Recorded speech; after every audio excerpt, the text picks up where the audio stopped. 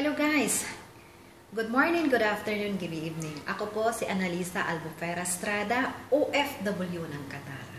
Nandito po ako para i-share ko sa inyo itong C24/7 sa InGlobal. 3 box na ininom ko, nawala yung UTI ko. It's amazing na nawala yung UTI ko. Kasi yun lang talaga ang problem ko. Yung UTI ko, mahirap. So, naging extra business ko rin siya. Binibenta ko rin sa mga friends ko. Member na rin ako sa InGlobal. Kaya ito ang mga package na dinala nila sa akin. Excited ako nga dumating siya.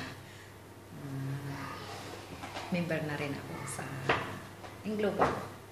So guys, mga friends, please, halika na kayo.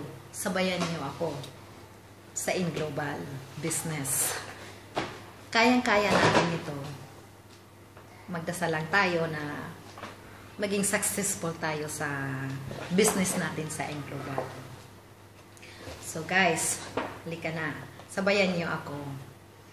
Yung business natin, makatulong sa sarili, makatulong rin sa pamilya. Okay. Okay. Kaya, please, sabayan niyo ako.